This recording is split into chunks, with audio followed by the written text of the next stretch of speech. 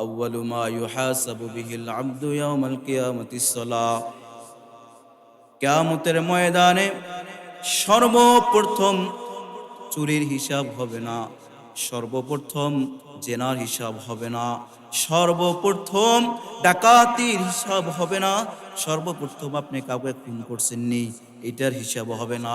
সর্বপ্রথম যেই হিসাবটা হবে, নবীজির হাদিস প্রমাণ করে, কোরআনের আয়াত প্রমাণ করে, সর্বপ্রথম আমি আমার আল্লাহ রব্বুল আলামিন আপনাকে আমাকে নামাজের হিসাব নিবে। যদি নামাজের হিসাবে পাশ করি ওপারে যেতে পারবো, নামাজের ফেল করলে ওপারে তো আর যেতে পারবো না, বরং জাহান্নামে যাওয়ার জন্য প্রস্তুত হওয়া লাগবে। আপনি আমি নামাজ ছেড়ে দেই, মসজিদে আজান হয় আর আপনি পাশ দিয়ে চলে যান, মসজিদে ঢোকেন না। আরে আপনার অন্তরের ভিতরে এই মায়া হয় না। কেমন করে মায়া হবে? কারণ অন্তরটা তো মরে গেছে। এই অন্তরটা, মরা অন্তরটা যদি পরিষ্কার করতে হয় তাহলে তো নামাজ প্রয়োজন আছে। অন্তর যদি পরিষ্কার করতে হয় তাহলে তো জিকির প্রয়োজন আছে। আপনি তো জিকিরের কোনো কথাই আপনি উল্লেখ করেন না, নামাজ তো পড়েন না। আপনি যদি মাদ্রাসায় আসতেন, আপনি যদি মসজিদে যেতেন, নামাজ পড়তে পড়তে অন্তরটা পরিষ্কার হয়ে যেত, জিকির করতে করতে কলবটা সাফ হয়ে যেত। দেখবেন এই যে মরা অন্তরটা যখন পরিষ্কার হয়ে যাইত, পরিষ্কার হওয়া মাত্রই আপনার ভিতরে মহান আল্লাহর ভয় ঢুকে যাইত। সুবহানাল্লাহ বলবেন না? একবার যদি কেউ সুবহানাল্লাহ বলে জান্নাতের ভিতরে একটা গাছ হয়ে যায়। আল্লাহ নবী বলেন এই গাছটার নিচ দিয়া এমন একটা জন্তু দৌড়াতে থাকবে, যে জন্তুটা 500 বছর পর্যন্ত দৌড়াবে কিন্তু গাছের ছায়া অতিক্রম করতে পারবে না। নবীজি উদাহরণ দিয়েছিলেন ঘোড়া, কারণ ওই যুগে সবচেয়ে বেশি দ্রুত চলতো ঘোড়া, কিন্তু এই যুগে এসে দেখেন সবচেয়ে দ্রুত চলে রকেট। বলে তারপরও যদি কোনো কিছু আবিষ্কার হয়, বলে এর চেয়ে দ্রুত গতিতে চলবে তো 500 বছর পর্যন্ত চলবে, কিন্তু সেই গাছের ছায়া থেকে সে বাহির হতে পারবে না। সুবহানাল্লাহর পাওয়ার, সুবহানাল্লাহর পাওয়ার। যদি কোনো বান্দা একবার বলে সুবহানাল্লাহ, আমার আল্লাহ বলে আমার পবিত্রতা ঘোষণা করছে, ও ফেরেশতারা আমিও পবিত্রতা ঘোষণা করলাম। যদি কেউ একবার বলে আল্লাহু আকবার, ও ফেরেশতারা আমার বান্দা বলছে আমি আল্লাহ বড়, যা যা আমিও আমার বান্দাকে বড় বানায় দিলাম। কেউ যদি একবার বলে আলহামদুলিল্লাহ, আল্লাহ বলেন বান্দা আমার প্রশংসা করছে, আমার শুকরিয়া আদায় করছে, যা যা আমিও বান্দার প্রশংসা করলাম। সুবহানাল্লাহ, সুবহানাল্লাহ। হাঁটতে বসতে সুবহানাল্লাহ, চলতে সুবহানাল্লাহ। আমল করবেন না ইনশাআল্লাহ। উপরে উঠছেন, নিচে নামছেন, জিকির সুবহানাল্লাহ, আল্লাহু আকবার। রাস্তায় চলছেন সুবহানাল্লাহ, আল্লাহু আকবার। পারবেননি? পারবেন? ওয়াদা করেন পারবেননি? পারবেননি? আল্লাহ কবুল করুন, বলেন আমিন। হাত নামান। আমি যে আয়াতে কারিমা তেলাওয়াত করেছি নামাজের বিষয়ে, আল্লাহ পাক রব্বুল আলামিনের পয়গম্বর হাদিসের ভিতরে উল্লেখ করেন, আল্লাহ নবী বলেন আসসালাতু ইমামুদ্দিন, নামাজ একটা খুঁটি। কি বলেন? কি কি? নামাজ একটা খুঁটি। আসসালাতু ইমামুদ্দিন, মান আকামাহা ফাকাদ আকামাদ্দিন। যে ব্যক্তি নামাজ, যে ব্যক্তি নামাজকে কায়েম করলো, সে দিনের খুঁটিকে কায়েম করলো, দিনের খুঁটিকে, স্তম্ভকে কায়েম করলো। ওমান তারাকাহা ফাকাদ হাদামাদ্দিন, যে ব্যক্তি নামাজ তরক করলো, সেই দিনের খুঁটিকে ছেড়ে দিল। যে ব্যক্তি নামাজ তরক করলো সে দিনকে ধ্বংস করলো। নবীজির হাদিস। আর আমার নবী সাল্লাল্লাহু আলাইহি ওয়াসাল্লাম এই নামাজটাকে কত সুন্দর করে আমাদের নিকট নিয়ে আইছেন। কয় মেরাজের রজনীতে আল্লাহ নবী সাল্লাল্লাহু আলাইহি ওয়াসাল্লাম চলে গেছেন আল্লাহর কাছে। আল্লাহর কাছে যাইয়া আল্লাহর দিদার লাভ কইরা আল্লাহকে বলে, আল্লাহ আমি তো দিদার লাভ করলাম, আমি দিদার লাভ করলাম, কিন্তু আমার উম্মতরা তো আপনারে দেখতে পারবে না, আমার উম্মতরা আপনাকে কিভাবে দেখবে, একটা সুযোগ করে দেন, সুযোগ করে দেন। আল্লাহ রাব্বুল আলামিন ডাক দেয়, কয় পয়গম্বর আপনি এত কষ্ট করে আসলেন, পয়গম্বর উম্মতের জন্য উপহার চাইছেন, যান 50 ওয়াক্ত নামাজ আপনার উম্মতের জন্য উপহার দিয়ে দিলাম। পয়গম্বর খুশি হয়ে আসমানে চলে আসে। পয়গম্বর মূসা আলাইহিস সালাতু ওয়াস সালামের সাথে সাক্ষাৎ। পয়গম্বর মূসা কয়, এ মুহাম্মদ কি নিয়ে আইলা? কয় আমি নামাজ নিয়ে আইছি আমার উম্মতের জন্য। কয় ওয়াক্ত? কয় 50 ওয়াক্ত। আহারে মুহাম্মদ বুঝলা না, আমার উম্মতরা 1000 বছর বয়স পাইছে, তারপর ইবাদত করে নাই, এত সুন্দর সুন্দর খাবার পাইছে, তারপরে শুকরিয়া আদায় করে নাই। আর তোমার উম্মতরা 65 বছর 70 বছর বয়স পাইবে, তারা কেমন করে 50 ওয়াক্ত নামাজ পড়বে? খাবে কোন সময়, কাজ করবে কোন সময়, আর নামাজ পড়বে কোন সময়? তাড়াতাড়ি করে যাও, আল্লাহর নিকট যায় কমায় আনো। নবী আমার চলে গেছে, আয় আল্লাহ কমায় দেন, আমার উম্মত পারবে না। আল্লাহ কয় যাও 40 ওয়াক্ত দিয়ে দিলাম। আল্লাহ রাব্বুল আলামিন 40 ওয়াক্ত দিয়ে দিছে। পয়গম্বর আবার মূসার নিকট আসছে। পয়গম্বর মূসা ডাক দেয়া কয়, ও মুহাম্মদ এই 40 ওয়াক্ত তোমার উম্মত পারবে না। আবার যাও। আবার যখন চলে গেছে, কয় দিলাম 30 ওয়াক্ত। কমাইতে যখন 5 ওয়াক্ত আছে, পয়গম্বর মূসা কয়, ও মুহাম্মদ তুমি জানো না এই 5 ওয়াক্ত নামাজও তোমার উম্মতরা পড়বে না। মূসা আলাইহিস সালাতু ওয়াস সালাম ওই দিন যে কথা বলছিলেন, কথাটা 100% সত্য হয়ে গেছে। আমরা সকলে 5 ওয়াক্ত নামাজ পড়িনি, পড়ি না। আমরা যারা পড়ি না আমাদের কথাই অনেক বলা হয়েছে, ও পয়গম্বর আপনার উম্মতরা 5 ওয়াক্ত নামাজও পড়বে না, এর ভিতরে গাফলাতি করবে। আল্লাহ নবী কয়, ও পয়গম্বর মূসা আমি আল্লাহর কাছে আর যেতে পারবো না, আমার লজ্জা লাগে। আল্লাহ নবী সকালবেলা এসে ডাক দেয়, কয়, ও সাহাবীরা আমি আল্লাহর কাছ থেকে উপহার নিয়ে আইছি, তোমরাও আল্লাহর দিদার লাভ করতে পারবা। আল্লাহ নবী কয়, আসসালাতু মিরাজুল মুমিনিন, নামাজ মুমিনদের জন্য মেরাজ। সুতরাং আপনি যখন দাঁড়াবেন, আপনি যদি সেই রকমের বুজুর্গই হন, তাইলে তো আপনি আল্লাহকে দেখছেন, আল্লাহকে দেখবেন। যদি তেমন হয় যে আপনি আল্লাহকে দেখেন না, তাইলে এমনভাবে দাঁড়াবেন, তাইলে বুঝে নেবেন যে আল্লাহ আপনাকে দেখতেছেন। আরে ভাই, আল্লাহ আপনাকে দেখতেছেন এই কথা পাইবাম, এই ধারণা নিয়ে যদি আপনি আল্লাহর সামনে দাঁড়ান, খোদার কসম করে বলি ওই বান্দা কোনোদিন গুনাহ করতে পারে না, ওই বান্দা কোনোদিন জেনা করতে পারে না, ওই বান্দা কোনোদিন বিড়ি খাইতে পারে না, ওই বান্দা কোনোদিন মানুষের হক নষ্ট করে খেতে পারে না, ঠিক কিনা? নামাজে দাঁড়ায় দুনিয়ার সমস্ত কাজ নামাজে মাথায় নিয়ে তারপরে নামাজে দাঁড়ায়। ইমাম সাহেবের 4 রাকাত নামাজ পড়ছে, কয় রাকাত? 4 রাকাত। এখন একজন মুসল্লি আইছে দোকান বন্ধ কইরা আসার পরে মুসল্লি নামাজ পড়া সালাম ফিরে একা, ইমাম সাহেব নামাজ তো মনে হয়ে গেছে 3 রাকাত, পড়লাম 4 রাকাত, 3 রাকাত কেমনে?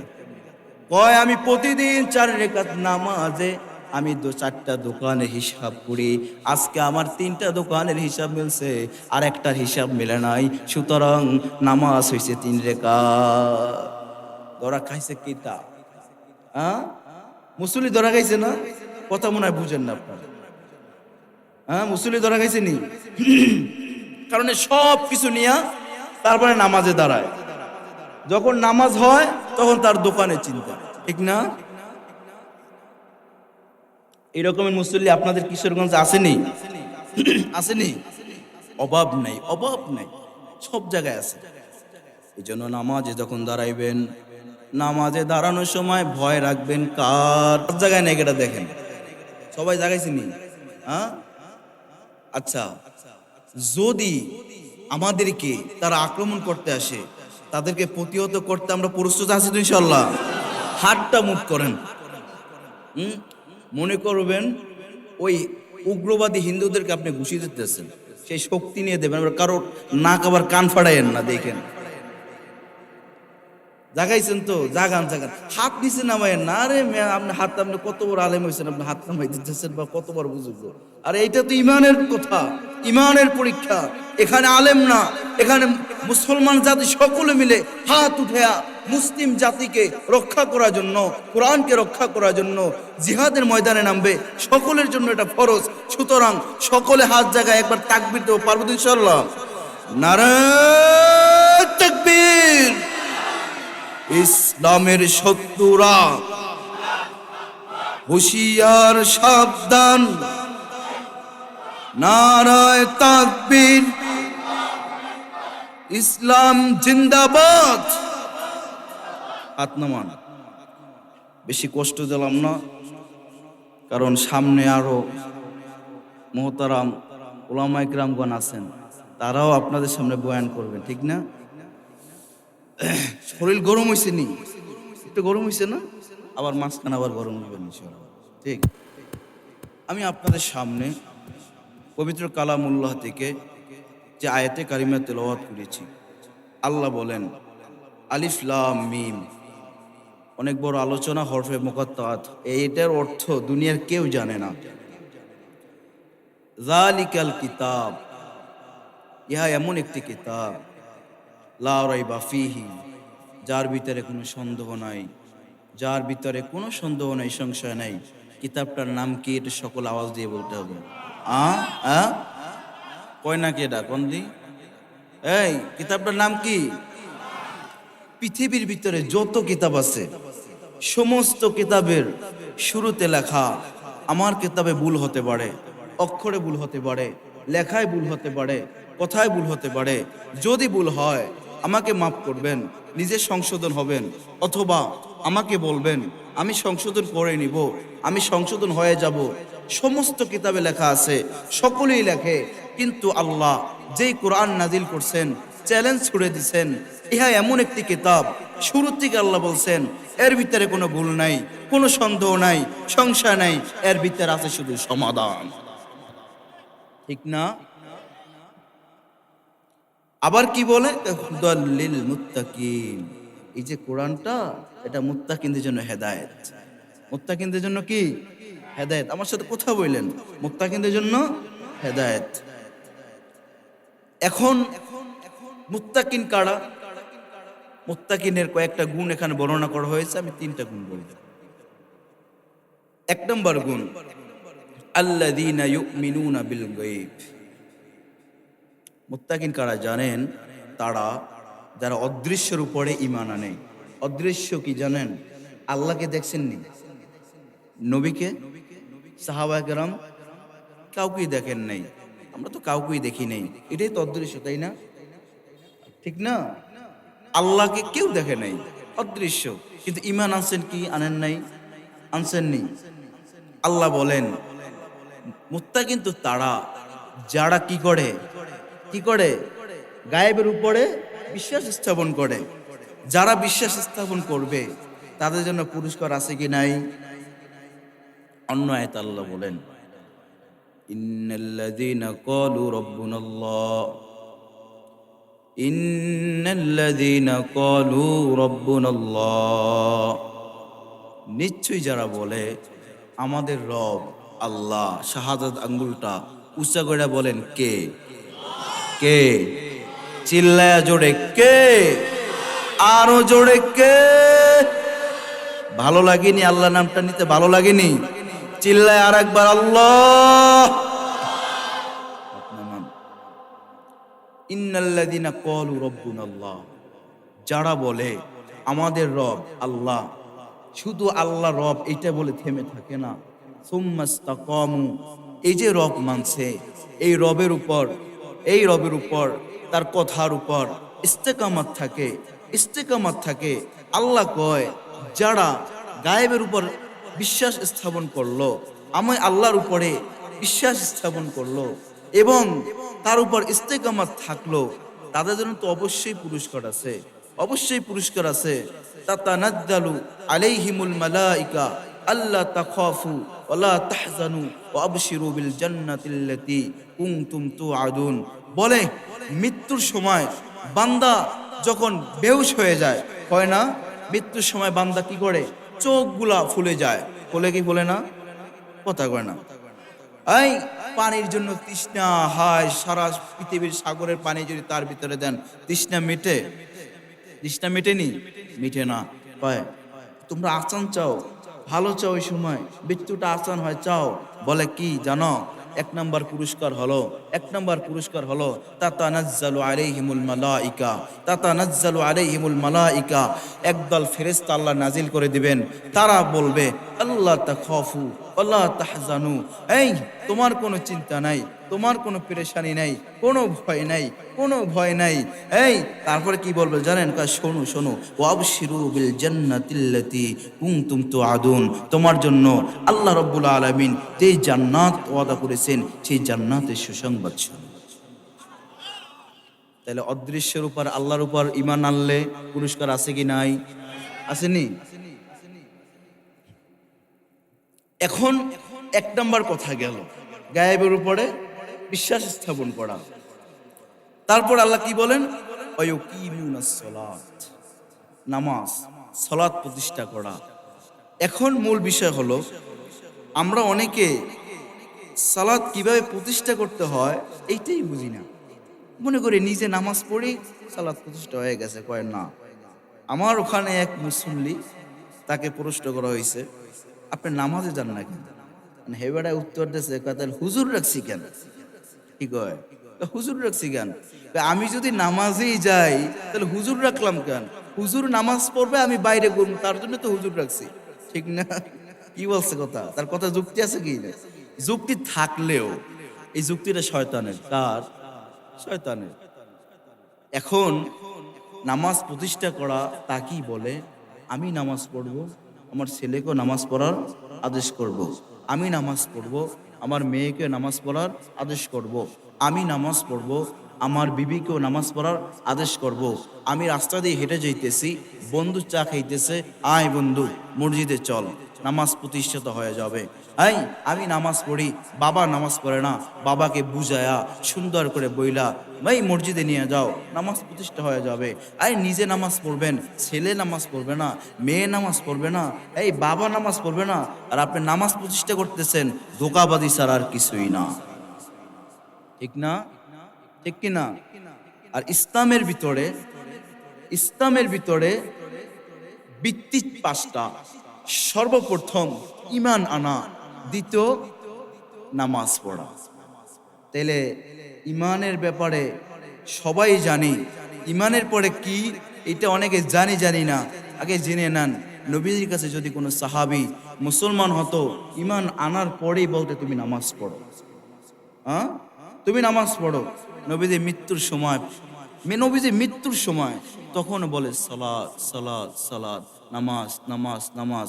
আর মৃত্যুর সময় যারা মৃত্যু সজ্জা থাকে তখন গুরুত্বপূর্ণ কথা বলার জন্যই সে চেষ্টা করে, ছেলেকে একটা কথা বইলে যাবে, সেটা গুরুত্বপূর্ণ কথা, এই আমার অমুকখানে টাকা আছে দেখিস, এই আমার অমুকখানে জায়গা আছে দেখিস, দলিল টোকানা আছে দেখিস। ওই সময় তো বেহুদা কোনো কথা বের হয় না, আর নবীর মুখ থেকে ওই সময় সালাতের কথা বের হয়েছে। তার মানে বোঝা যায় সালাতের গুরুত্ব আছে না নাই? আসেনি? আসেনি? আলহামদুলিল্লাহ। এই জন্য সালাত প্রতিষ্ঠা করা, সালাত কি করা? প্রতিষ্ঠা করা। কিয়ামতের ময়দানে সর্বপ্রথম কিসের হিসাব হবে জানি?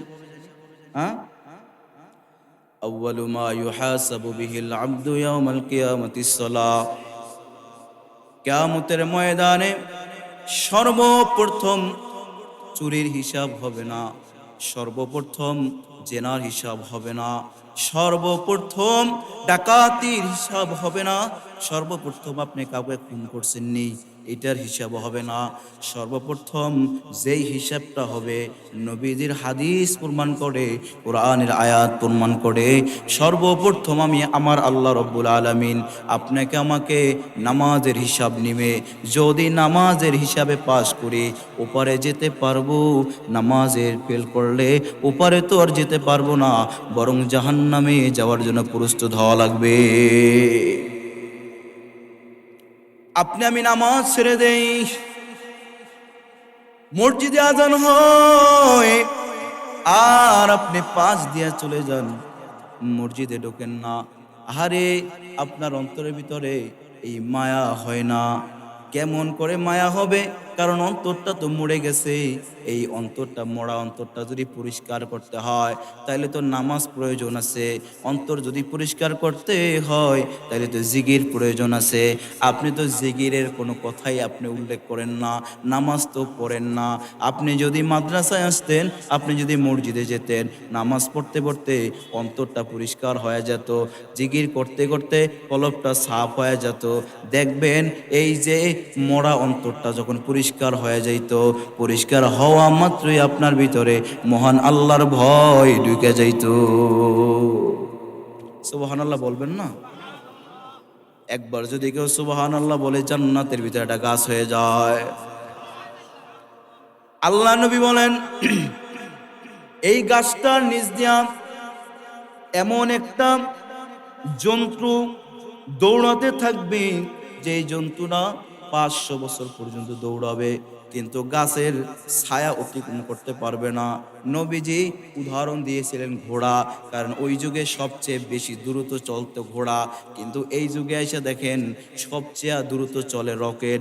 বলে তারপরও যদি কোনো কিছু আবিষ্কার হয়, বলে এর চেয়ে দ্রুত গতিতে চলবে তো 500 বছর পর্যন্ত চলবে, কিন্তু সেই গাছের ছায়া থেকে সে বাহির হতে পারবে না। সুবহানাল্লাহর পাওয়ার, সুবহানাল্লাহর পাওয়ার। যদি কোনো বান্দা একবার বলে সুবহানাল্লাহ, আমার আল্লাহ বলে আমার পবিত্রতা ঘোষণা করছে, ও ফেরেশতারা আমিও পবিত্রতা ঘোষণা করলাম। যদি কেউ একবার বলে আল্লাহু আকবার, ও ফেরেশতারা আমার বান্দা বলছে আমি আল্লাহ বড়, যা যা আমিও আমার বান্দাকে বড় বানায় দিলাম। কেউ যদি একবার বলে আলহামদুলিল্লাহ, আল্লাহ বলেন বান্দা আমার প্রশংসা করছে, আমার শুকরিয়া আদায় করছে, যা যা আমিও বান্দার প্রশংসা করলাম। সুবহানাল্লাহ, সুবহানাল্লাহ। হাঁটতে বসতে সুবহানাল্লাহ, চলতে সুবহানাল্লাহ। আমল করবেন না ইনশাআল্লাহ? হ্যাঁ, উপরে উঠছেন, নিচে নামছেন, জিকির সুবহানাল্লাহ, আল্লাহু আকবার। রাস্তায় চলছেন সুবহানাল্লাহ, আল্লাহু আকবার। পারবেন নি? হ্যাঁ পারবেন? ওয়াদা করেন পারবেন নি? পারবেন নি? আল্লাহ কবুল করুন, বলেন আমিন। হাত নামান।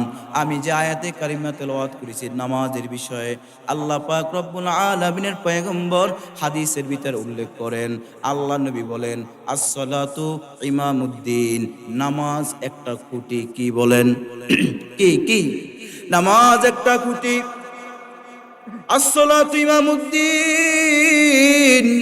মান আকামাহা ফাকাদ আকামাদ্দিন। যে ব্যক্তি নামাজ, যে ব্যক্তি নামাজকে কায়েম করলো, সে দিনের খুঁটিকে কায়েম করলো, দিনের খুঁটিকে, স্তম্ভকে কায়েম করলো। ওমান তারাকাহা ফাকাদ হাদামাদ্দিন, যে ব্যক্তি নামাজ তরক করলো, সেই দিনের খুঁটিকে ছেড়ে দিল। যে ব্যক্তি নামাজ তরক করলো, সে দিনকে ধ্বংস করলো। নবীজির হাদিস। আর আমার নবী সাল্লাল্লাহু আলাইহি ওয়াসাল্লাম এই নামাজটাকে কত সুন্দর করে আমাদের নিকট নিয়ে আইছেন। কয় মেরাজের রজনীতে আল্লাহ নবী সাল্লাল্লাহু আলাইহি ওয়াসাল্লাম চলে গেছেন আল্লাহর কাছে।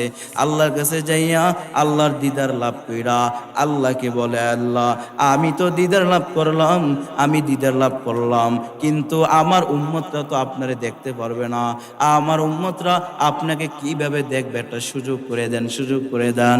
আল্লাহ রাব্বুল আলামিন ডাক দেয়, কয় পয়গম্বর আপনি এত কষ্ট করে আসলেন, আও পয়গম্বর উম্মতের জন্য উপহার চাইছেন, যান 50 ওয়াক্ত নামাজ আপনার উম্মতের জন্য উপহার দিয়ে দিলাম। পয়গম্বর খুশি খুশি হয়ে আসমানে চলে আসে। পয়গম্বর মূসা আলাইহিস সালাতু ওয়াস সালামের সাথে সাক্ষাৎ। পয়গম্বর মূসা কয়, এ মুহাম্মদ কি নিয়ে আইলা? কয় আমি নামাজ নিয়ে আইছি আমার উম্মতের জন্য। কয় ওয়াক্ত? কয় 50 ওয়াক্ত। আহারে মুহাম্মদ বুঝলা না, আমার উম্মতরা 1000 বছর বয়স পাইছে, তারপর ইবাদত করে নাই, এত সুন্দর সুন্দর খাবার পাইছে, তারপরে শুকরিয়া আদায় করে নাই। আর তোমার উম্মতরা 65 বছর 70 বছর বয়স পাইবে, তারা কেমন করে 50 ওয়াক্ত নামাজ পড়বে? খাবে কোন সময়, কাজ করবে কোন সময়, আর নামাজ পড়বে কোন সময়? তাড়াতাড়ি করে যাও, আল্লাহর নিকট যায় কমায় আনো।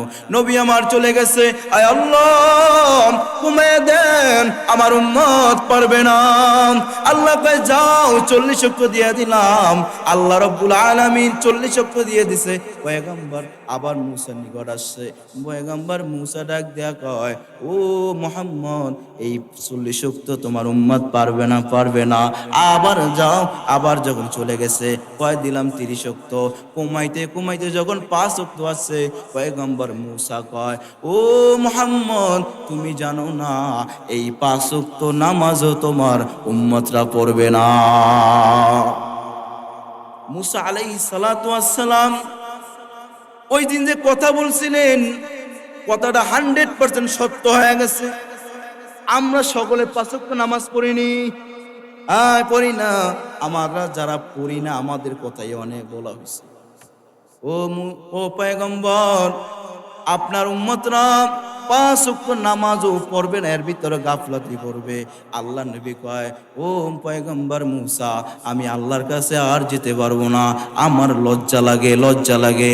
আল্লাহ নবী সকালবেলা এসে ডাক দেয়, কয়, ও সাহাবীরা আমি আল্লাহর কাছ থেকে উপহার নিয়ে আইছি, তোমরাও আল্লাহর দিদার লাভ করতে পারবা। আল্লাহ নবী কয়, আসসালাতু মিরাজুল মুমিনিন, নামাজ মুমিনদের জন্য মেরাজ। সুতরাং আপনি যখন দাঁড়াবেন, আপনি যদি সেই রকমের বুজুর্গই হন, তাইলে তো আপনি আল্লাহকে দেখছেন, আল্লাহকে দেখবেন। যদি তেমন হয় যে আপনি আল্লাহকে দেখেন না, তাইলে এমনভাবে দাঁড়াবেন, তাইলে বুঝে নেবেন যে আল্লাহ আপনাকে দেখতেছেন। আরে ভাই, আল্লাহ আপনাকে দেখতেছেন এই কথা ভাইবাম, এই ধারণা নিয়ে যদি আপনি আল্লাহর সামনে দাঁড়ান, খোদার কসম করে বলি ওই বান্দা কোনোদিন গুনাহ করতে পারে না, ওই বান্দা কোনোদিন জেনা করতে পারে না, ওই বান্দা কোনোদিন বিড়ি খাইতে পারে না, ওই বান্দা কোনোদিন মানুষের হক নষ্ট করে খেতে পারে না, ঠিক কিনা? নামাজে দাঁড়ায় দুনিয়ার সমস্ত কাজ নামাজে মাথায় নিয়ে তারপরে নামাজে দাঁড়ায়। ইমাম সাহেবের 4 রাকাত নামাজ পড়ছে, কয় রাকাত? 4 রাকাত। এখন একজন মুসল্লি আইছে দোকান বন্ধ কইরা আসার পরে মুসল্লি নামাজ পড়া সালাম ফিরে একা, ইমাম সাহেব নামাজ তো মনে হয়ে গেছে 3 রাকাত, পড়লাম 4 রাকাত, 3 রাকাত কেমনে? কয় আমি প্রতিদিন 4 রাকাত নামাজে আমি 4টা দোকানের হিসাব করি, আজকে আমার 3টা দোকানের হিসাব মিলছে, আর একটার হিসাব মেলে নাই, সুতরাং নামাজ হয়েছে 3 রাকাত। ধরা খাইছে কিতা? মুসল্লি ধরা খাইছে না? কথা মনে হয় বুঝেন না আপনারা। মুসল্লি ধরা খাইছে নি? কারণ সব কিছু নিয়ে তারপরে নামাজে দাঁড়ায়। যখন নামাজ হয় তখন তার দোকানের চিন্তা, ঠিক না? এরকমের মুসল্লি আপনাদের কিশোরগঞ্জে আসেনি? অভাব নাই, সব জায়গায় আছে। এই জন্য নামাজে যখন দাঁড়াইবেন, নামাজে দাঁড়ানোর সময় ভয় রাখবেন কার? এখন আর একটা প্রশ্ন আছে। আল্লাহ আয়াতের ভিতরে বলছেন, ইন্নাস সালাতা তানহা আনিল ফাহশাই ওয়াল মুনকার, নিশ্চয়ই নামাজ সমস্ত ফাহশাত কাজ থেকে বিরত রাখে বান্দাকে, সমস্ত খারাপ কাজ থেকে বান্দাকে বিরত রাখে। এখন আমার প্রশ্ন, আপনার প্রশ্ন, হুজুর আল্লাহ বলছেন সমস্ত খারাপ কাজ থেকে নামাজ বিরত রাখে, তাইলে আমি নামাজ পড়ে আমি বিড়ি খাই না, আমি সিগারেট খাই না, আমি ভালোভাবে চলতেছি, কিন্তু আমার বাবা সে সিগারেট খায় নামাজও পড়ে, আমার দাদা আলাদা, বিড়ি খায় নামাজও পড়ে, মানুষের হক মারে তারপর আবার নামাজও পড়ে। আমার ভাই মানুষের সাথে ঝগড়া করে আবার নামাজও পড়ে। আপনি না বলছেন, আল্লাহ বলছে যে সমস্ত খারাপ কাজ থেকে নামাজ বিরত রাখে। কথা মিলছে না? হ্যাঁ, এখন তাকে রাখে না, সে তো নামাজও পড়ে খারাপ কাজও করে। আল্লাহ নবীর কাছে সাহাবা একরাম প্রশ্ন করছে, ও পয়গম্বর আপনি তো বললেন সমস্ত কাজ খারাপ কাজ থেকে বান্দাকে নামাজ বিরত রাখে, তাইলে অন্যান্য সাহাবীরা তারা তো খারাপ কাজ করে আবার নেক কাজ করে, মুনাফিকরা বিশেষ কইরা। আল্লাহ নবী ডাক দিয়া কয়, যেই নামাজে তিনটা জিনিস নাই ওই নামাজ আল্লাহর দরবারে কবুল হয় না, ওই নামাজ বান্দাকে খারাপ কাজ থেকে বিরত রাখে না। জিনিস তিনটা কি? কয় এক নম্বরে ইখলাস লাগবে, দুই নম্বরে তাকওয়া লাগবে, তিন নম্বরে জিকির লাগবে। জিকির মানে কোরআন পড়া, কোরআন পড়া, কোরআন সহি শুদ্ধভাবে পড়া। যার ভিতরে কোরআন সহি শুদ্ধভাবে পড়তে পারে না, ইচ্ছাকৃতভাবে শিখে না, তার নামাজ কোনোদিন খারাপ কাজ থেকে তাকে বিরত রাখতে পারে না। ঠিক না? কয়জনার সহি আছে? কয়জনার কোরআন সহি বলে না? অনেক মানুষ সূরা ফাতিহাই পড়তে পারে না। সূরা ফাতিহা যদি পড়তে দাও দাঁত ভেঙে যাবে। এই সূরা ইখলাস যদি পড়তে দাও দাঁত ভেঙে যাবে। কেন পারো না? কয় শিখি নাই। আল্লাহর কাছে এই কথা বললে হবে না, কারণ মাদ্রাসা আছে, মাদ্রাসায় যে শেখার আপনার সুন্দর করে সাজানো গুজানো ছিল, আপনি আইসা শিখতে পারতেন, কিন্তু সেই পরিবেশে আইসা আপনি শিখেন নাই। ভালো কথা, শেখার সুযোগ পান নাই। আপনার ছেলেকে পড়াইতে পারতেন মাদ্রাসায়, তাও পারেন নাই। আপনার মেয়েকে শিখাইতে পারতেন, তাও পারেন নাই। নিজেও শিখেন নাই। এখন বলেন বলেন বলেন আল্লাহর কাছে কি জবাব দিবেন? কি জবাব দিবেন? আল্লাহ কয় বান্দা চেষ্টা করো, চেষ্টা করতে থাকো, না পারলে মাফ করব। আপনি চেষ্টাই করলেন না, আল্লাহ কেমনে মাফ করবে? আল্লাহ তো উসিলা খুঁজবে। এই দেখ, এই বান্দা মাদ্রাসায় গেছিল কিনা, এই কোরআন শিখতে গেছিল কিনা। এই বান্দা যদি কোরআন শিখতে যায়, তারপরে যদি কোরআন নাও পড়তে পারে, তো ওই উসিলায় মাফ কর। এখন বলেন আপনি মাদ্রাসায় যান নাই, আপনাকে কিভাবে মাফ করবে? কথা বুঝেননি? জান না আপনি কিভাবে মাফ করবে? তাইলে কোরআন সহি শুদ্ধ লাগবে কি লাগবে না? দুই নম্বরে তাকওয়া লাগবে।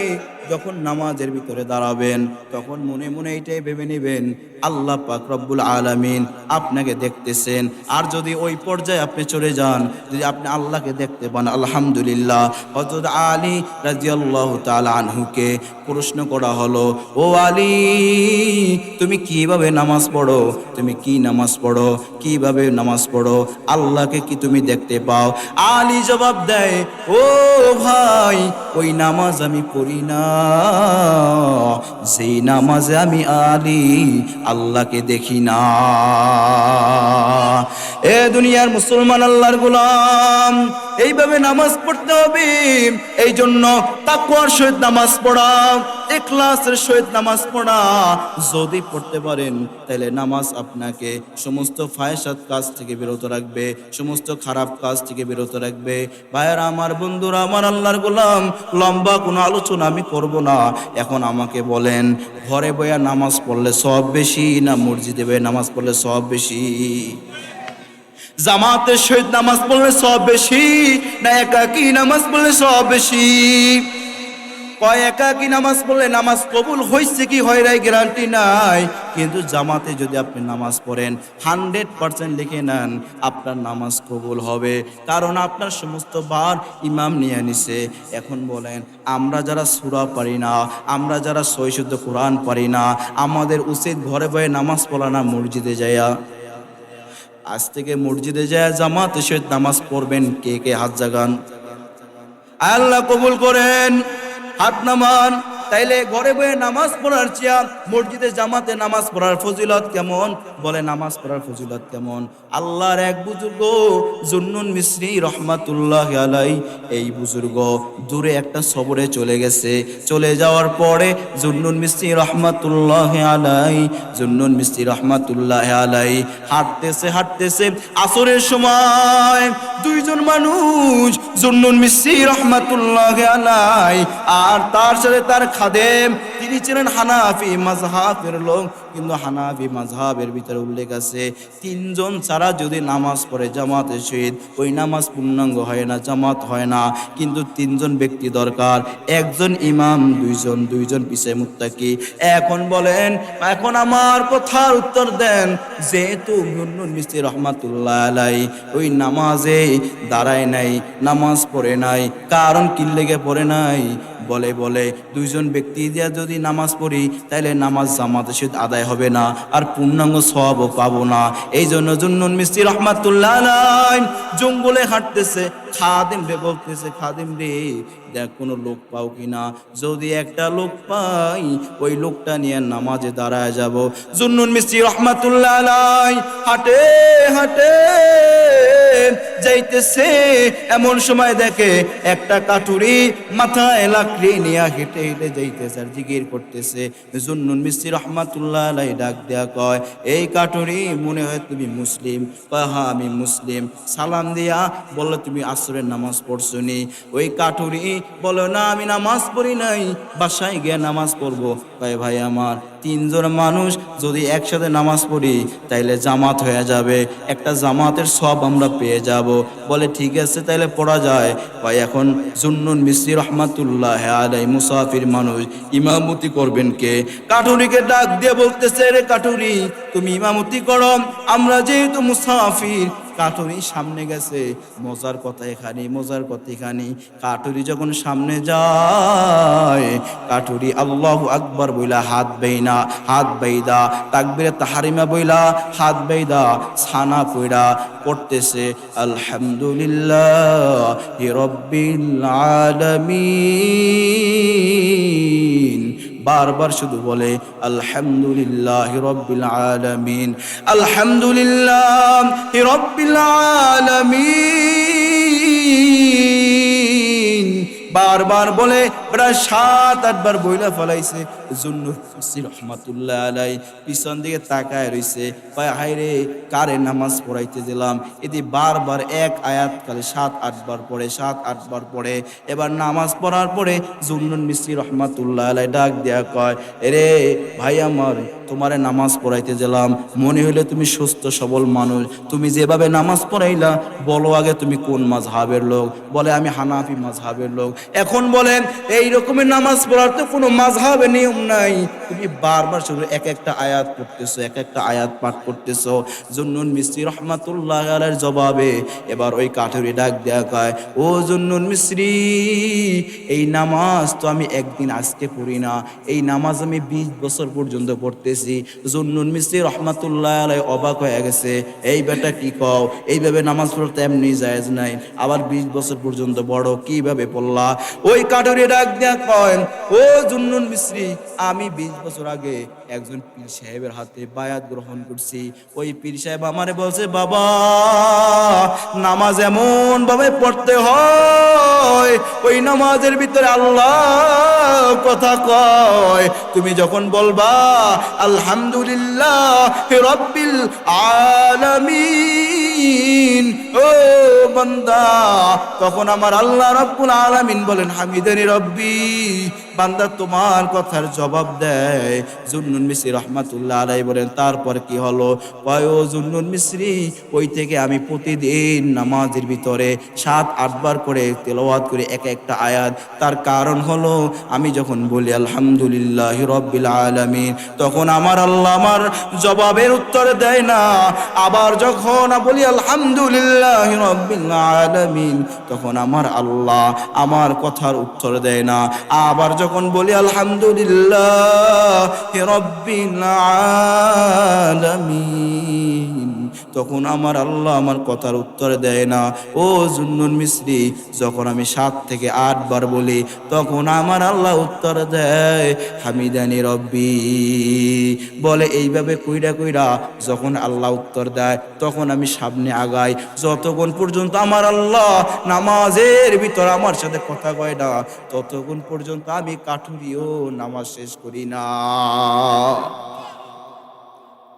পয়গম্বরের সাহাবী হযরত আলী রাদিয়াল্লাহু তাআলা আনহু রাত্রে বেলায় তাহাজ্জুদ নামাজ পড়ার জন্য দাঁড়ায় গেছে। পয়গম্বর তাহাজ্জুদ নামাজ পড়া দেখা পিছে সেও ইক্তেদা করছে, দাঁড়ায় গেছে। দেখে আলী রাদিয়াল্লাহু তাআলা আনহু শুধু বারবার চূড়া পড়তেছে, রুকুতে যাবে, রুকুতে না যায়া আবার দাঁড়ায়া যায়। এবার পয়গম্বর আরবি পিছনে দাঁড়াইয়া দাঁড়াইয়া এমন অবস্থা, হয় নামাজ ছাড়তেও পারে না, বলতেও পারে না। যখন শেষ করছে নামাজ, আলী রাদিয়াল্লাহু তাআলা আনহু পিছনে তাকায় দেখে পয়গম্বর আরবি আমার পিছে। আলী রাদিয়াল্লাহু তাআলা পশম দাঁড়ায় গেছে, হায় কোনো ভুল হইল কিনা। আলী রাদিয়াল্লাহু তাআলা আনহুকে নবী আমার ডাক দেয়া কয়, এরে আলী, তুমি কি এমন নামাজ পড়ো? এভাবে কেন নামাজ পড়ো আলী? তুমি এভাবে কেন নামাজ পড়ো? একটু আমাকে বলো। আলী রাদিয়াল্লাহু তাআলা আনহু ডাক দেয়া কয়, ও পয়গম্বর, আমি যখন তেলাওয়াত করি, তেলাওয়াত করে যখন রুকুতে যাব, তখন আমার আল্লাহ রাব্বুল আলামিন আমাকে বলে, রে আলী, রুকুতে যাস না, দাঁড়া দাঁড়া, আমি তোর তেলাওয়াত আবার শুনবো, আবার শুনবো। তোর তেলাওয়াত অনেক ভালো লাগে রে আলী। স্বয়ং আল্লাহ বলতেছে, আবার যখন তেলাওয়াত করি, তেলাওয়াত করে যখন রুকুতে যাব, পয়গম্বর আল্লাহ পাক রব্বুল আলামিন ডাক দেয়া করে, আলী, রুকুতে যাস না, আবার তেলাওয়াত কর। এই আলী, রুকুতে যাস না, আবার তেলাওয়াত কর। আলী ডাক দেয়া কয়, পয়গম্বর, আমি রুকুতে যাইতে চাইলো আমার আল্লাহ আমার রুকুতে যাইতে নিষেধ করে, শুধু বারবার তেলাওয়াত করতে বলে, নামাজের ভিতরে তেলাওয়াত করতে বলে। বলে তেলাওয়াত করলে নাকি আল্লাহ শুনতে ভালোবাসে, আল্লাহ শুনে মজা পায়। আরে সাহাবায়ে কেরামের কেমন নামাজ ছিল রে, কেমন নামাজ ছিল রে ভাই, কেমন কোরআন তেলাওয়াতের মজা ছিল, কেমন কোরআন তেলাওয়াতের মজা ছিল। ভাই সাহাবায়ে কেরাম যখন নামাজ পড়তো, সাহাবায়ে কেরামের উপরে পাখি আইসা বসতো, পাখি টেরও পাইতো না মানুষের শরীরে বইলাম নাকি গাছের ডালে বইলাম। সাহাবায়ে কেরাম সিজদায় পিছন দিয়ে তীর মারছে কাফেররা, ওই কাফেররা বুঝে নাই যে মানুষের তীর মারছি না গাছের ভিতরে তীর মারছি। কারণ নামাজে যখন সাহাবায়ে কেরাম দাঁড়ায় যেত, যতই তীর মারু সাহাবায়ে কেরাম ওই আঘাত সহ্য করে নিত। তো নামাজের ভিতরে স্বাদ, যেই স্বাদটা পায় ওই স্বাদ নষ্ট করতো না, আর নামাজের ভিতরে নড়াচড়া করতো না। কারণ যারা আল্লাহর সাথে কথা বলে, এর মাঝে দুনিয়ায় কি হয়েছে না হয়েছে তারা টের পায় না। নামাজ তো এইভাবেই পড়তে হবে, এইভাবেই নামাজ পড়বেন তো আল্লাহ আপনার সাথে কথা বলবে, আপনি আল্লাহর সাথে কথা বলবেন, ঠিক না? মৃত্যুর সময় নামাজ ছাড়া যাবেনি। হ্যাঁ, সব সময় দোয়া করে, আল্লাহ মৃত্যু যখন দিবেন, মৃত্যুর আগ মুহূর্ত যেন আমাকে নামাজ পড়তে হয়, আমি যেন নামাজ পড়তে পারি। মৃত্যুটা যখন দিবেন সেজদারত অবস্থায় মৃত্যুটা দিয়েন, মৃত্যু যখন দিবেন রোজারত অবস্থায় দিয়েন। যখন এই কথা বলবেন দেখবেন আল্লাহর কাছে প্রতিদিন দোয়া করলে যদি দোয়া কবুল হয়ে যায়, মৃত্যুটা কেমন আসান হবে, কেমন আসান হবে। কয় যদি কারো ইমানে সেজদারত অবস্থায় মৃত্যু হয়, বলে বান্দা এমন ভাবে মৃত্যু হয়, বলে বান্দা একটা পিঁপড়ে কামড় দিলে যে ব্যথা, এই ব্যথাও বান্দা অনুভব করে না। সুবহানাল্লাহ। বাড়ি যায় কালকে নাস্তা পড়ে কয়েন ভাইয়ের আমার, বন্ধুরা আমার, পয়গম্বরের সাহাবী হযরত ওমর ফারুক রাদিয়াল্লাহু তাআলা আনহু ঘটনা সবাই জানেন। ওমর ফারুক রাদিয়াল্লাহু তাআলা আনহু একদিন বিচার করতেছেন, আবু লুলু নামক এক অগ্নি পূজক ওমর ফারুক রাদিয়াল্লাহু তাআলা আনহুর নিকট এসে বলতেছে, ও আমিরুল মুমিনিন, আমি একটা বিচার দায়ের করতে চাই। কি বিচার? মুগির ইবনে শুবা আমার মালিক আমার উপর বেশি কর দায়ের করছে, আমি এত কর দিতে পারবো না। ওমর ফারুক ডাক দিয়ে বললেন, ঠিক আছে, আমি শুবাকে বুঝায় বলবো, কিন্তু তুমি তো ইহুদি অগ্নি পূজো, তোমার উপরে যে কর করছে এটা তো ঠিকই আছে, এটাই তো উচিত ছিল। তাই আপনি যেহেতু বিচার করলেন এইভাবে, আমিও আপনাকে দেখে নিব। ওমর ফারুক রাদিয়াল্লাহু তাআলা আনহু জানতেন এই লোকটা সুন্দর করে চাকু বানাইতে পারতো, তরবারি বানাইতে পারতো, খঞ্জর বানাইতে পারতো। যখন বিচার পাইল না আবু লুলু তরবারি বানাবেন, এর আগে ওমর ডাক দেয়া বলল, আরে আবু লুলু, তুই নাকি খঞ্জর বানাইতে পারো, আমার জন্য একটা খঞ্জর বানাই দেবা, যেই খঞ্জরটা দেখা অর্ধজাহান সবাই চমকে যাবে। ওই সময় আবু লুলু উত্তর দিয়েছিল, ও আমিরুল মুমিনিন, আমি এমন একটা খঞ্জর বানাবো যেই খঞ্জর দিয়া এই পৃথিবী সবাই দেখবে, যেই খঞ্জর সবাই দেখবে, আর এই খঞ্জর দেখার পরে সবাই ঠিকই আশ্চর্য হবে। আমিরুল মুমিনিন অপেক্ষায় থাকেন। আমিরুল মুমিনিন টের পেয়ে গেছে, বুঝা ফলাইছে, সে আমারে হুমকি দিছে। এই একদিন রাতের বেলা ফজরের নামাজের সময় আবু লুলু চাদর মোড়া দিয়া একটা তরবারি বানাইছে। কয় তরবারি মাঝখানে ধরনি, এই সাইডে ছুরি, এই সাইডে ছুরি, চাকু, দুই পাশে দাঁড়ালো। কয় তরবারিটা নিয়া চাদর মোড়া দিয়া মুয়াজ্জিনের পাশে দাঁড়াইছে। ওমরে ফারুক রাদিয়াল্লাহু তাআলা আনহু নামাজে দাঁড়ায় গেছে। আল্লাহু আকবার বলে যখন নামাজে দাঁড়ায় যায়, ওমরে ফারুক রাদিয়াল্লাহু তাআলা আনহু নামাজে দাঁড়ানো মাত্রই ওই আবু লুলু ওই ওমরের পেটে এমন ভাবে চাকু দিয়ে আঘাত করে। কয় একবার দিল তো কথা ছিল, বলে একবার দেয় নাই। কয় এমন ভাবে আঘাত করছে, কয় একটা ভাগ হয়ে গেছে, এমন ভাবে ভাগ হয়েছে, কয় বুড়িটা নাইমে গেছে। ওমরে ফারুক বেহুশ হয়ে গেছে, শুধু এতটুকুই বলছে, ওরে ধরো, ও অগ্নি পূজক, ও আমারে হত্যা করছে, ওরে ধরো। যখন এই কথা বলছে, সাহাবাইকেরা মরে ধরতে যায় জায়গায় 7 জন সাহাবী শাহাদাত বরণ করছে। আরে ওমরে ফারুক রাদিয়াল্লাহু তাআলা আনহু যখন বেহুশ থেকে হুশ ফেলল, ওমরে ফারুক রাদিয়াল্লাহু তাআলা আনহু হুশ ফেরার পরে একটা কথা আগেই বলেছে, একটা কথাই বলেছে, এই সাহাবীরা, ফজরের সময় আমি ইমামতি করেছিলাম, ফজরের সময় আমি ইমামতি করেছিলাম, ওই নামাজ কি তুমি পড়েছিলা নাকি, তোমরা পড়েছিলা নাকি?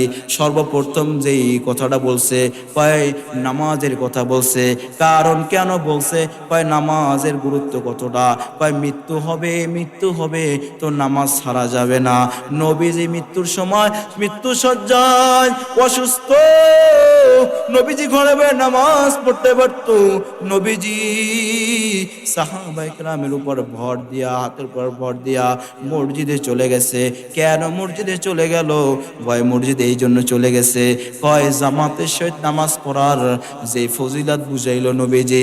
কয় ও সাহাবায়েরা, ও আমার উম্মতরা, অসুস্থ অবস্থায় যদি পারো কাঁধে ভর দিয়ে হলো মসজিদে গিয়ে নামাজ পড়ো, সব কতটুকু তা তুমি কিয়ামতের ময়দানে দেখতে পাইবা। কারণ কিয়ামতের ময়দানে আমার আল্লাহ তার কুদরতি পা বের করে দিবেন, বের করে বলবেন, বান্দারা তোমরা কারা কারা নামাজ পড়ছো সেজদায় পড়ে যাও। সমস্ত মানুষ সেজদায় পড়ে যাবে, কারণ যারা সেজদায় পড়বে তারা হলো কারা কারা কারা আমরা, তারা হলো মুমিন, 5 ওয়াক্ত নামাজি। আর যারা দুনিয়ায় নামাজ পড়তো না তাদের পিঠটা লোয়া হয়ে যাবে, ঠিক না? তাদের পিঠটা লোয়া হয়ে যাবে, নুইতে পারবে না। নারে তাকবীর, আল্লাহু আকবার। প্রধান বক্তার আগমন, শুভেচ্ছায় স্বাগতম, প্রধান বক্তার আগমন, শুভেচ্ছায় স্বাগতম, হযরত মাওলানা ইসমাইল হোসেন সিরাজি সাহেবের আগমন। শুভেচ্ছায় স্বাগতম, আজকের মাহফিল থেকে শুভেচ্ছায় লাল লাল গোলাপ গোলাপ শুভেচ্ছা। শুভেচ্ছা। এটা আমি এখন শেষ করে দেব হুজুরের কাছে, মাত্র 2-3 মিনিট সময় নেব, হুজুর যদি অনুমতি দেয়। অনেক লম্বা আলোচনা করার ইচ্ছা ছিল, যদি সময় সংক্ষেপ। ভাইয়েরা আমার, বিশেষ করে আমার জন্য তো দোয়া চাই। আমি গত 2 বছর এখানে এসেছি, বিভিন্ন জায়গায় যাই। এই মাদ্রাসার মুহতামিম, এই মাদ্রাসার আপনাদের এলাকার কৃতি সন্তান হযরত মাওলানা আসাদুজ্জামান সাহেব, চেনেননি সবাই? তিনি কিন্তু আমার ওস্তাদ, এই পাশেই বসা, তার কাছে আমি তাফসীর করছি। এবং তিনি এখানে মাদ্রাসাতে এসে, শুধু এটা না, ঢাকাতেও তার মাদ্রাসা আছে, মাদ্রাসায় পড়ায়, মসজিদে চাকরি করে, পাশাপাশি মাদ্রাসাও আছে ঢাকা, এখানেও আছে। তবে আমি একটা জিনিস 5 বছর পর্যন্ত যেটা না বললেই নাই, মনে হয় না আগামী বছর আর আশা হবে, তাই বইলেই গেলাম যে হুজুরের ভিতরে আমি কোনোদিন, এই মাদ্রাসা লোক অনেক হুজুর দেখছি, লোভ লালসা দেখছি, মাদ্রাসা দেয়, ব্যবসার উদ্দেশ্য অনেক, কিন্তু হুজুরের ভিতরে আমি এটা কোনো সময় দেখিনি, আলহামদুলিল্লাহ বলেন। ওই মাদ্রাসা, ওখান থেকে মনে হয় এমন অবস্থা যে হুজুরের আর দিতে হয়, ঠিক না? এই মাদ্রাসা কি আমি জানি না, কিন্তু হুজুর অনেক মুত্তাকি মানুষ, ইমানদার মানুষ। আপনারা মোহাব্বত করবেন, আমরা তো মোহাব্বত করি। এখনো হুজুরে যদি আমরা কখনো যাই, হুজুরে গেলে আমরা দাঁড়ায়া যাই, বসে যাই, সম্মান। হুজুরে অনেক ভালো মানুষ, হুজুরে আমাকে ছেলে বলে সম্বোধন করে সবসময়, মাহফিলে গেলে ছেলে বলে সম্বোধন করে, আমাকে নিয়ে অনেক উদাহরণ দেয়। এই জন্য আমি হুজুরকে ভালোবাসি। হুজুর আমাকে, প্রত্যেকটা ছাত্র মাদ্রাসার ভিতরে আমাদের প্রত্যেকটা ছাত্র হুজুরের প্রতি মহব্বত, ভালোবাসা, বিশেষ করে হুজুরের প্রতি। এই জন্য আপনারাও মহব্বত করবেন, এলাকার মানুষ যারা আছেন আমরাও মহব্বত করি। এই মাদ্রাসার জন্য দোয়া করবেন। ঢাকা একটা মাদ্রাসা আছে সুন্দর, অনেক ছাত্র আলহামদুলিল্লাহ, ওখানে সুন্দর লেখা পড়া, অনেক দিকে এগিয়ে। এই জন্য ওখানের জন্য দোয়া করবেন। আমি আপনাদের কাছে দোয়া চাই। আসসালামু আলাইকুম রহমতুল্লাহি ওয়া আলহামদুলিল্লাহ, এতক্ষণ অত্যন্ত সুন্দর এবং সুললিত কণ্ঠে আপনাদেরকে তিনি কথা শোনাচ্ছিলেন। আমাদের ছাত্র সুনন্দন ছাত্র হযরত মাওলানা রবিউল ইসলাম আজাদী এ পর্যায়ে আপনাদের সামনে অত্যন্ত গুরুত্বপূর্ণ বয়ান পেশ করবেন, যিনি ইসলাম বাংলার আলোড়ন সৃষ্টিকারী বক্তা। আমি যখন এই মসজিদ থেকে জামিয়া দিয়ে লেখাপড়া করি, আজ থেকে প্রায় 13 বছর আগে, যে হুজুরকে আমি আমার মাধ্যমে এই এলাকায় 2বার এনেছিলাম। ওনার বয়ানে আমরা সবাই মুগ্ধ হয়েছিলাম ওই সময়। 13 বছর পরে আবার যখন হুজুরের কাছে ফোন দিয়েছি, হুজুর একবারে ডিটেলস বলতেছে যে হুজুর এই যে নীলগঞ্জ রেল স্টেশনের পশ্চিমে বটগাছের এখানে যে গেছিলাম, সব কিছু ডিটেলস বলতেছে। তো আলহামদুলিল্লাহ, ওনার যে আমাদের এলাকার প্রতি একটা মহব্বত এবং ভালোবাসা আছে। 13 বছর পরে যখন ফোন দিছি, অবিকল সব কিছু বলতেছিল। সেই মহব্বতের অত্যন্ত ভালোবাসার মানুষ হযরত মাওলানা মুফতি